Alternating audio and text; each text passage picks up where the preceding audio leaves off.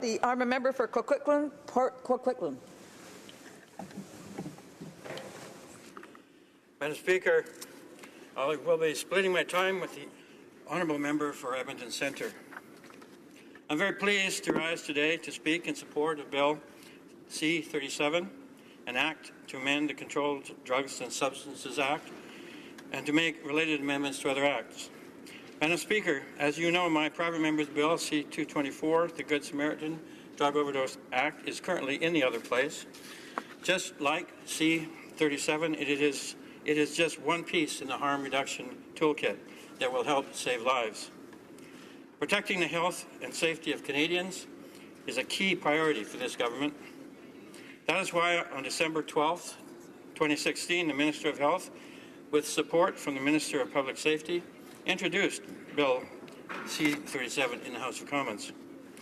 Ce projet de loi propose This bill proposes a number of amendments to the Controlled Drugs and Substances Act, as well as to the Customs Act, to support the government's efforts to address the current opioid crisis, as well as problematic substance use more generally. This comprehensive bill aims to balance the important objectives of protecting public health and maintaining public safety. It is designed to better equip both health professionals and law enforcement with the tools they need to address this issue. Over the last decade, the harms associated with problematic substance use in Canada have become more complex and have been changing at a rapid pace. The line between licit and illicit substances has blurred with the opioid crisis. Prescription drug misuse and the rise of new designer drugs, the government is committed to helping Canada affected by these problematic substances and the use of these problematic substances. Legislative and regulatory controls are certainly an important part of this approach. However, as we know, drug use and dependency pose significant risks for individuals, families, and communities.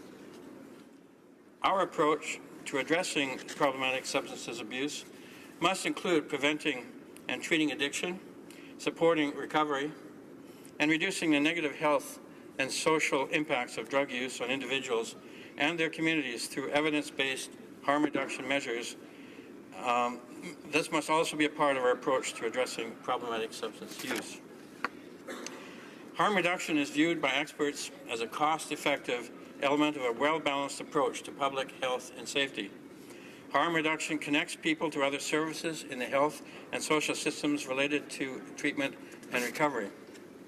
It recognizes that individuals and whole communities benefit when people with substance misuse and addiction issues can obtain support and services they need rather than being marginalized or stigmatized. The evidence regarding harm reduction is absolutely clear. Harm reduction measures are a critical piece of a comprehensive approach to drug control. C'est pourquoi le gouvernement. This is why our government is committed to moving forward with a balanced and evidence-based approach that supports rather than creates barriers to harm reduction. To that end, on December 12, 2016, in addition to introducing Bill C-37 in the House, the Minister of Health announced that a national anti-drug strategy would be replaced with a new, more balanced and health-focused approach called the Canadian Drugs and Substances Strategy. The new strategy will strengthen Canada's approach to drug policy by providing a comprehensive, collaborative, compassionate, and evidence-based approach to the protection of public health and safety and the reduction of harm from misuse of licit and illicit substances. To reflect the new health-focused approach, the strategy will be led and coordinated by the Minister of Health in close collaboration with her colleagues. As many of you know, Canada has had successive drug strategies in place since 1987 that have aimed to balance public health and public safety. In 1992, the government launched Canada's drug strategy, which was intended to reduce the harm associated with alcohol and other drugs to individuals, families, and communities. In 1998, harm reduction was added as a pillar alongside prevention, treatment, and enforcement. However, the balance between public health and public safety in Canada's approach to drug policy shifted in 2007 with the release of the National Anti-Drug Strategy. This strategy reflected the previous government's priorities of public safety, crime reduction, and safe communities. The National Anti-Drug Strategy focused primarily on youth and illicit substance use, and did not retain harm reduction as a pillar. This shift brought Canada out of step with other like-minded countries, most of which include harm reduction in addressing problematic substance abuse. The new strategy retains and builds upon the aspects of the National Anti-Drug Strategy that worked well, and specifically the new strategy maintains the existing and well-established areas of prevention, treatment, and enforcement. These pillars respectively aim to prevent problematic drug and substance use, support innovative approaches to treatment and rehabilitation, and address illicit drug production, supply, and distribution. However, perhaps the most important aspect of the new strategy is that it improves upon the National Anti-Drug Strategy by formally restoring harm reduction as a pillar. This shift to a more health-focused approach has been welcomed by stakeholders, including the Centre for Addiction and Mental Health and our provincial partners. Our government is committed to ensuring that its policies under the new strategy are informed by a strong foundation of evidence, including data related to harm reduction policies, program, and interventions. This will enable the government to better identify trends, target interventions, monitor impacts, and support evidence-based decisions. It will help ensure that Canada has a comprehensive national picture of drug use and drug-related harms and can fully meet our international reporting requirements. Even before the new strategy was announced, our government included harm reduction measures in our efforts to reduce the negative health and social impacts associated with problematic drug use, including the transmission of infectious diseases, overdose deaths, and stigma. Par exemple, nous avons amélioré. For example, we improved access to naloxone, an overdose reversing drug, by making it available under federal law without a prescription, specifically for emergency use for opioid overdose outside of hospital settings.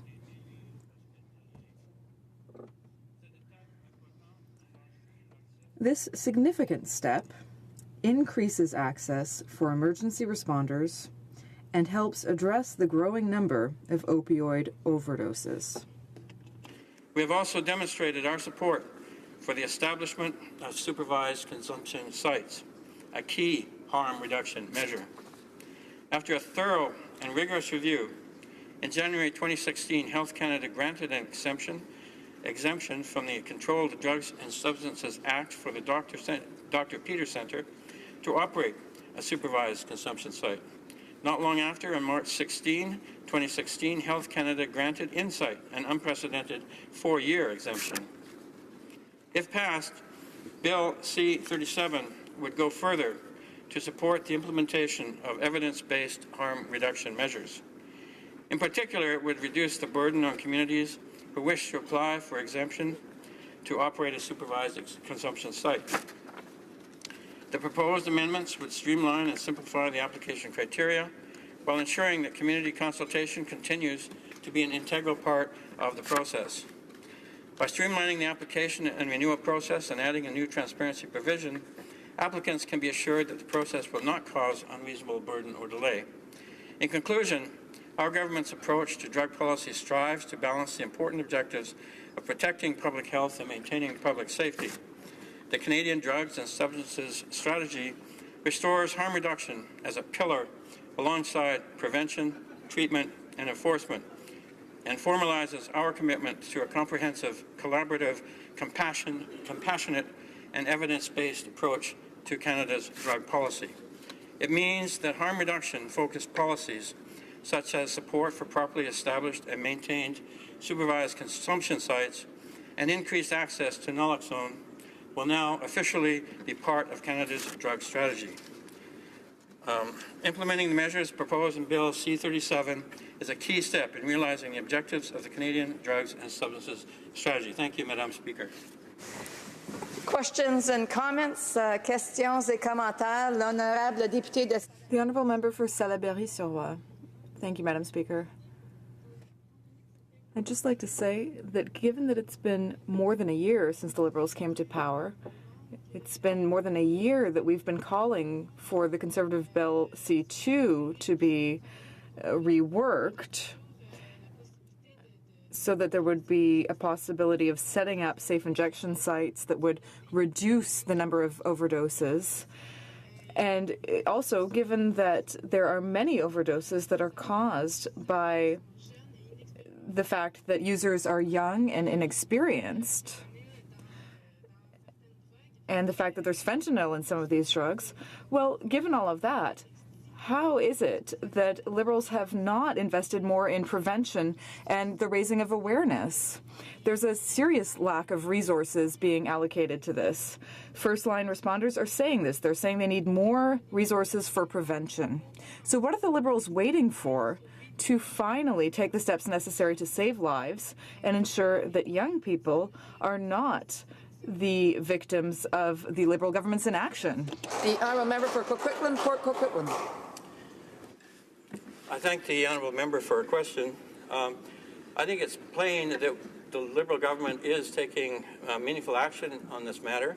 We have undertaken a number of initiatives, such as the conference, bringing together all of the provincial and territorial stakeholders involved in this crisis. We've also committed $5 billion for support of mental health and addictions issues, which I urge certainly all of the provinces who have not done so to step up and make use of. Thank you. Questions and comments, questions et commentaires. The honourable member for New Westminster, Burnaby.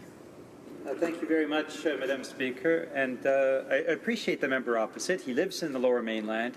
I am sure that he is as aware as I am and other Lower Mainland MPs are of the depth and breadth of the crisis that is taking place right now. Every day, 2 people die in the Lower Mainland. We know in Ontario, every day, 2 people die. In Alberta, every day, a person dies. This is a health crisis of unimaginable an extent that is something that should be calling the government to take immediate action. And instead, Madam Speaker, what we saw is over a year, the government just dragged its feet, refused to do anything as the death toll rose, doubling, tripling. We're now talking about thousands of Canadians dying over the past couple of years. And so, Madam Speaker, the implications are enormous if nothing much happens. The government has moved very slowly on this legislation, waited now over a year, 15 months now. We're coming up to February tomorrow. They took office and could have moved something in December of 2015. And they've done nothing really to, in any way, fight to put in place the addiction treatment programs that are needed across the country, and they have refused to call a public health emergency. So my question to the member is, why is the government moving so dreadfully slowly in the midst of this crisis? The honourable member for Coquitlam, Port Coquitlam. I thank the honourable member for his questions. I see no profit in fighting old battles and worrying about who did or didn't do what when. What remains a fact at this time is that we are taking definitive and meaningful action and moving forward in a substantive way on this issue. This bill, as an example of that, shows that very well. We have taken action all through the time of our time in office, such as improving access to naloxone, to controlling the